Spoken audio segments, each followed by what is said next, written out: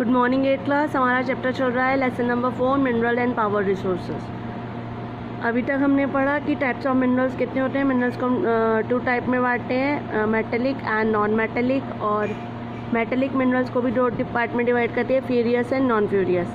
Metallic minerals वो होते हैं जिनमें मेटल्स होती है, नॉन मेटेलिक जिनमें मेटल्स नहीं होती है। फ्यूरियस जिसमें आयरन होता है, नॉन फ्यूरियस जिसमें आयरन नहीं होता है, पढ़ा था। अब फिर हमने पढ़ा मिनरल एक्सट्रैक्शन क्या होता है। मिनरल्स प्रोसेस को निकालने को माइनिंग कहते हैं। कौन कौन सी माइनिंग है? Open shaft mine, open cast mining, shaft mining, drilling और क्वेरिंग। इस तरह से हम अपने मिनरल्स को निकालते हैं। आज हम पढ़ेंगे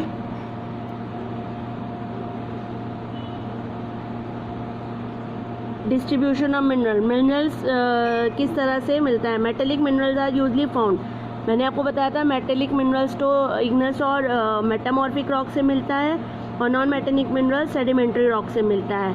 या प्लेन्स और यंग फोल्ड माउंटेन्स हैं, उनके आसपास का एरिया जो है वहाँ से हमें नॉन मेटेलिक मिनरल्स की प्राप्ति होती है। अब आता है कौन कौन से कॉन्टिनेंट हैं जहाँ कहाँ पर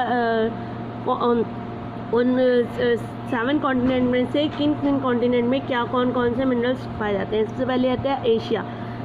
रिच आयरन और आर डिपॉजिट, यानी जो सबसे ज़्यादा आयरन है डिपॉजिट होता है in China, Russia, south east Asia और इंडिया। एशिया प्रोड्यूस, एशिया में सबसे ज़्यादा हाफ ऑफ द वर्ल्ड का हाफ टीन आपको एशिया से प्रोवाइड होता है। चाइना, मलेशिया और इंडोनेशिया ये भी लीडिंग प्रोड्यूसर हैं टीन के वर्ल्ड में। China is also a leading producer of lead, China सबसे बड़ा लीडिंग प्रोड्यूसर है। एंटिमनी एंड टंगस्टन, ये दोनों भी। Deposit of manganese, silver, gold, nickel, zinc and copper are also found in Asia, ये सब एशिया में मिलते हैं।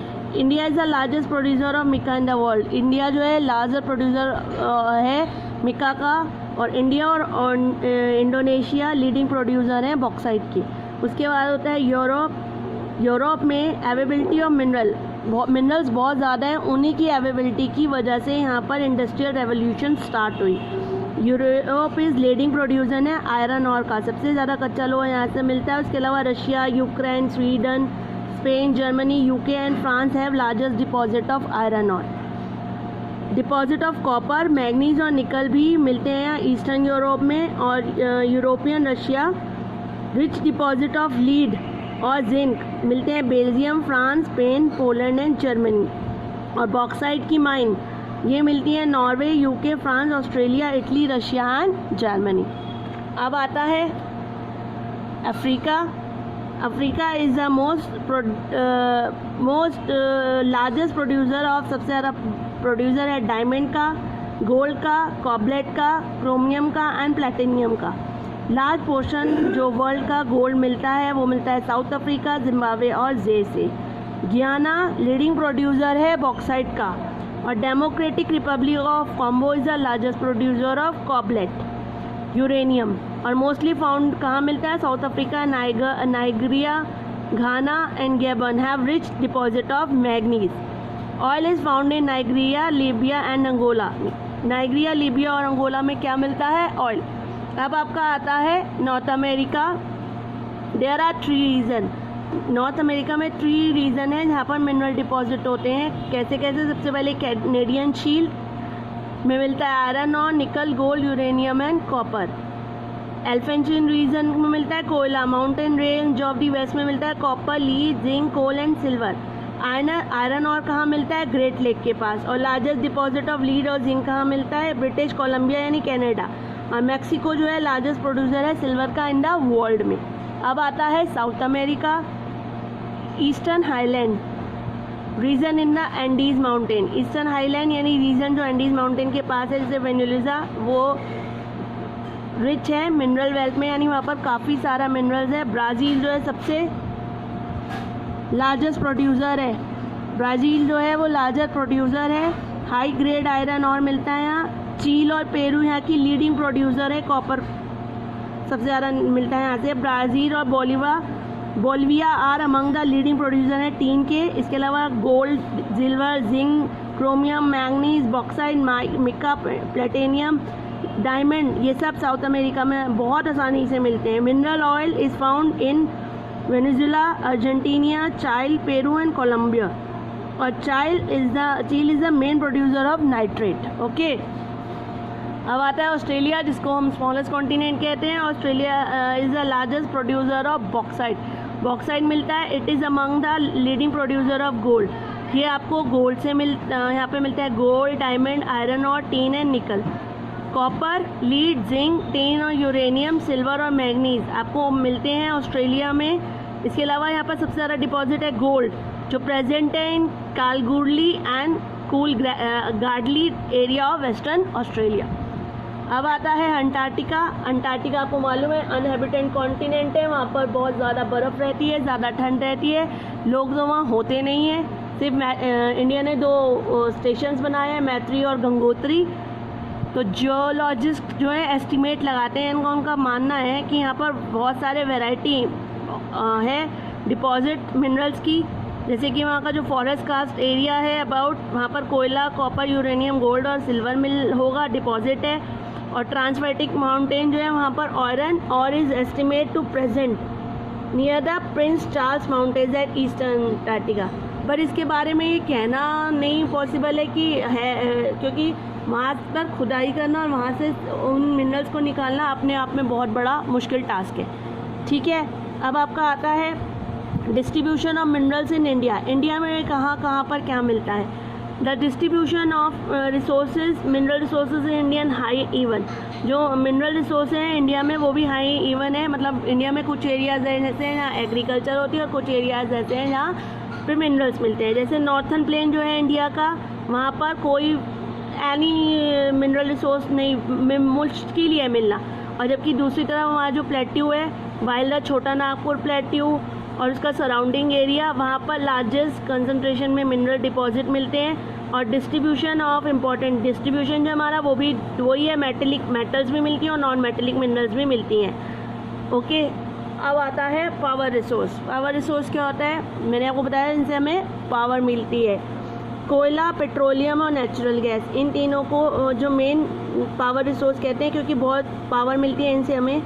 There demand has been increasing, इनकी जो डिमांड है इकोनॉमिक डेवलपमेंट, तरक्की की वजह से, जैसे जैसे वर्ल्ड तरक्की करता जा रहा है इनकी डिमांड बढ़ती जा रही है। क्योंकि हमारी जो इंडस्ट्रीज़ हैं, बड़ी बड़ी इंडस्ट्रीज़ हैं, उनमें जो बड़ी बड़ी मशीनें हैं उनमें इन तीनों की ज़रूरत होती है। कोयला, पेट्रोल, नेचुरल गैस। हमारी जो ट्रांसपोर्ट है, सामान ले जाने के लिए इधर से उधर और बनी हुई चीज़ों को तैयार करके इधर से उधर ले जाने के लिए हमें ट्रांसपोर्ट की ज़रूरत है। इन सब में कोयला या पेट्रोल से ही गाड़ियाँ चलती हैं। इकोनॉमिक ग्रोथ, यानी इकोनॉमिक ग्रोथ जो है किसी भी देश की ग्रोथ रिलेट करती है इन तीनों पे, यानी इन तीनों का होना अपने आप में बहुत अच्छी बात है कि आपके देश में ये पावर रिसोर्स है। Energy is required to perform, हमें जो वेरियस एक्टिविटी करनी होती है दिन की, मतलब मशीनें चलाने के लिए, ये सब एक्टिविटीज़ जो हैं हमारी इंडस्ट्रीज चलाने के लिए, हमें इसके लिए एनर्जी की ज़रूरत होती है और ये एनर्जी हमें इन तीनों से मिलती है। ये distribution of various power resources by highly even, जो कोयला, पेट्रोल और नेचुरल गैस है उसका डिस्ट्रीब्यूशन भी वर्ल्ड में अनइवन है। कहीं पर से तो कुछ मिलता है, कहीं पर कोयला ज़्यादा है, कहीं पेट्रोल ज़्यादा है, और जहाँ से आपको पता है पेट्रोल निकलता है वहाँ से नेचुरल गैस ऑब्टेन्ड होती है। अब आता है conventional and non conventional. Conventional और non conventional are 2 type of power resource. कोयला, petrol, nuclear energy and natural gas are conventional power, these are limited. Conventional resource बेटा वो होते हैं जो लिमिटेड होते हैं, जब एक बार हमने उनको खर्च कर लिया तो वो ख़त्म हो जाएंगे। आने वाले टाइम में अगर हम उनको ठीक से यूज़ नहीं करेंगे तो वो एक टाइम में ख़त्म हो जाएंगे। इसीलिए कोयला, पेट्रोल, न्यूक्लियर एनर्जी और नेचुरल गैस कन्वेंशनल है, लिमिटेड है, ये नहीं अपने आप बढ़ नहीं रहे हैं। इसीलिए एक बार ख़त्म यूज़ कर लिया तो आने वाले टाइम में वो हमारे लिए बचेंगे नहीं, तो इसलिए हमें इन्हें ध्यान से यूज़ करना है। ऑन द अदर हैंड, दूसरी तरफ solar, wind, geothermal, tidal and biogas energy ये नॉन कन्वेंशनल है, ये अनलिमिटेड है। सन है, सन तो ख़त्म नहीं होगा।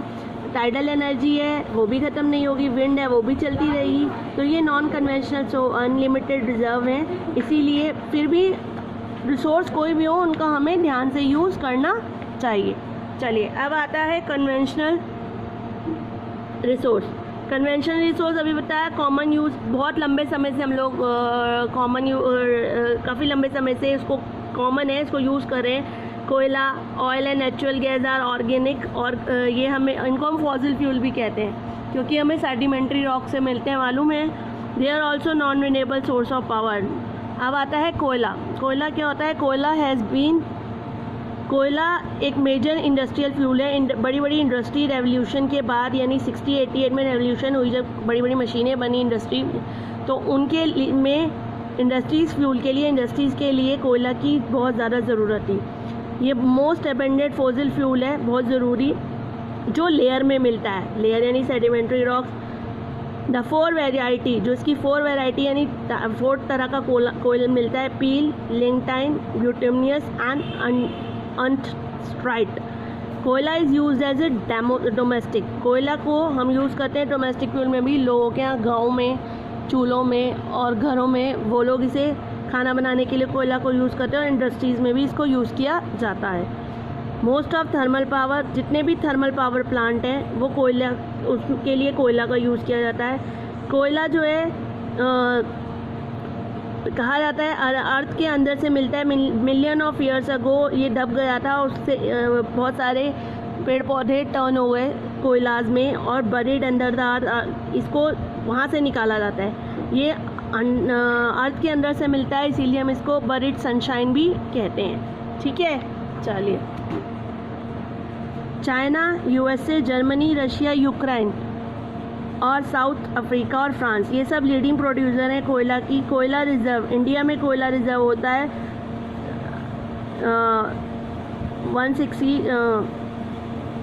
100 million metric tons. Block of the Indian coal deposit is inferior quality. जो इंडियन कोयला डिपॉजिट है वो इंफीरियर, अच्छी क्वालिटी का नहीं है, फिर भी अबाउट 1/5 ऑफ द कोयला बेल्ट इज़ कन्फर्म। कहाँ मिलता है हमारी कोयला बेल्ट? कहाँ है? रानीगंज, धानबाद, गिरधी, बोकारो और झारिया। और अदर कोयला फील्ड्स कहाँ पर है हमारी? उसके अलावा गोदावरी, वर्धा, सोन महानदी बेसिन, इनके किनारे पे कोयला हमको मिलता है। Region of Satpura, Chhattisgarh and Deoghar. कोयला इसके अलावा कहाँ मिलता है? दार्जिलिंग, वेस्ट बंगाल में। Makum and Lakhimpur area in Assam. Thermal power plant जो है, इसके अलावा सीमेंट इंडस्ट्री जो है और स्टील इंडस्ट्री जो है वो मेजर कंज्यूमर है, यानी सबसे ज़्यादा कोयला इनको चाहिए होता है यूज़ के लिए। ऑल्दो कोयला जबकि वाइडली अवेलेबल है, फिर भी highly efficient in terms of electric generation, yet is very, क्योंकि ये बहुत भारी होता है बेटा, इसको एक जगह से दूसरी जगह ले जाना बहुत मुश्किल का काम है। तो और सबसे बड़ी बात, कोयला की वजह से पॉल्यूशन बहुत होता है। अब आता है petroleum. Petroleum is found, petroleum कहाँ मिलता है? Between the petroleum is found between the layers of the sedimentary rocks. Petroleum मिलता है सेडिमेंट्री रॉक्स की लेयर में। इसको मैंने आपको बताया था कि ड्रिल करके एक ड्रिलिंग से निकाला जाता है।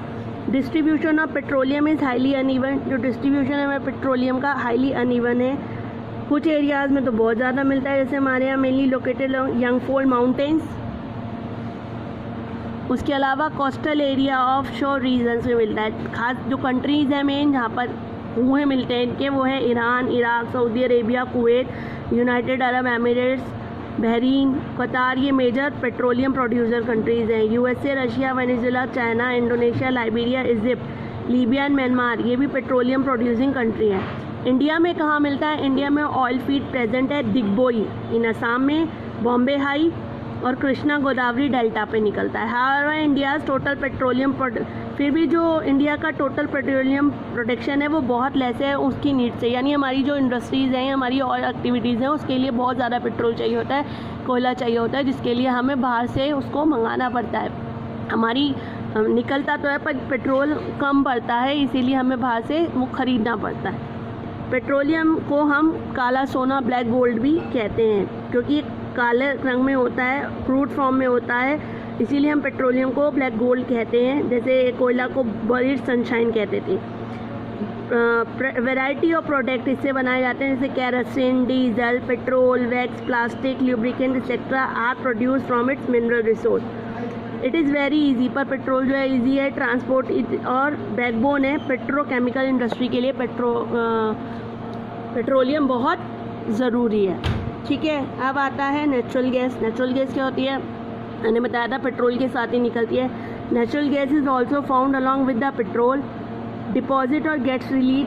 ये निकलती है पेट्रोल के साथ, क्रूड ऑयल के साथ। It is not easy available, ये आसानी से अवेलेबल नहीं होती है। बहुत ही कम कंट्रीज़ हैं जहाँ पर ये सफिशिएंट नेचुरल गैस मिलती है या उनके रिजर्व्स हैं। It is cleaner fuel, clean करती है फ्यूल को। यूज्ड एज डोमेस्टिक और डोमेस्टिक पर्पज़ की और इंडस्ट्रीज फ्यूल में भी यूज़ की जाती है।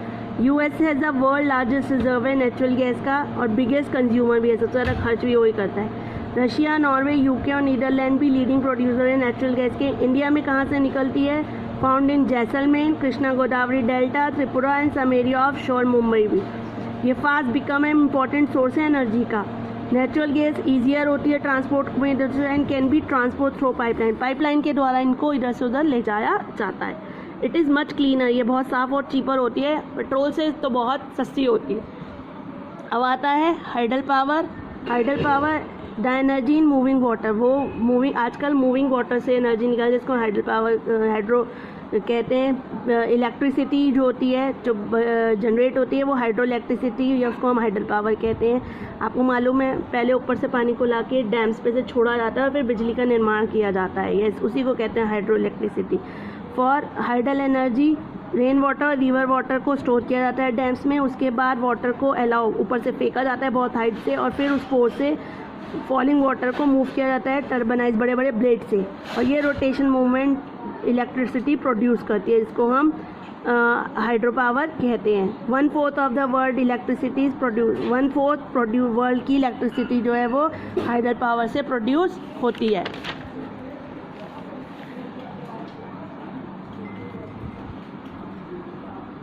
नॉर्वे, ब्राज़ील, चाइना ये लीडिंग प्रोड्यूसर हैं हाइडल पावर की। इंडिया में Bhakra Nangal dam, Hirakud, Gandhi Sagar, Nagarjuna Sagar, Kosi, Koyna, Rihand and Damodar valley, यहाँ इन डैम्स के ऊपर यहाँ से इन रिवर से इलेक्ट्रिसिटी का निर्माण किया जाता है।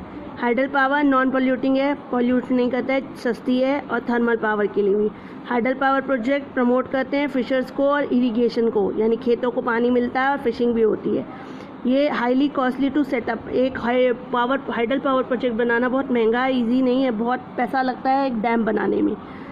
Vast its lead to large scale displacement of people. अब आता है nuclear energy. Nuclear power involve harnessing the heat of radio active material से प्रोड्यूस थीम की जाती है, टर्न और फिर पावर जनरेशन बनाई जाती है। ये इन्वॉल्व होती है सस्टेन न्यूक्लियर फिजन में टू जनरेट हीट और इलेक्ट्रिसिटी के लिए। न्यूक्लियर पावर प्लांट जो है provide about 11% of the world energy और 13-14% of the world electricity.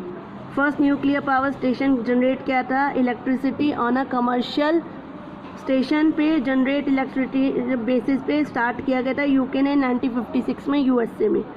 France और जापान टुगेदर नाउ जनरेट। अब फ्रांस और जापान टुगेदर ये दोनों मिलकर इलेक्ट्रिसिटी यानी न्यूक्लियर इलेक्ट्रिसिटी को जनरेट कर रहे हैं। 50% nuclear electricity generate by France and Japan. More और मोर डेवलपिंग कंट्री जो है वो न्यूक्लियर पावर स्टेशन बनाकर पावर को जनरेट कर रही हैं। इंडिया, जैसे कि India, Pakistan, Iran, North Korea, Egypt, Brazil, South Korea, Taiwan, Argentina, ये फ्यू कंट्रीज़ हैं। इन इंडिया में जो न्यूक्लियर पावर का यूज़ करने की कोशिश करें। इन इंडिया में तारापुर, कालापक्कम, रावा भट्टा, नरोरा एंड कालापम ये main nuclear power generating station है। उसके अलावा half of the world still, अभी भी वर्ल्ड स्टिल यूज़ कर रहा है फायरवुड, चारकोल, काउडंग यानी गोबर एंड क्रॉप और डोमेस्टिक फ्यूल का। हाइड्रो इलेक्ट्रिसिटी और न्यूक्लियर पावर ने उनको हेल्प किया है, यानी कोयला, पेट्रोल और न्यूक्लियर गैस ये तो होते पहले गोबर से, चारकोल से लकड़ी जलाकर फ्यूल का यूज़ किया जाता था, पर अब इन सब चीज़ों ने खासकर न्यूक्लियर एनर्जी और हाइडल पावर एनर्जी ने लोगों की बहुत मदद की है। ठीक है, now I finish my class. Okay, have a nice day बच्चा।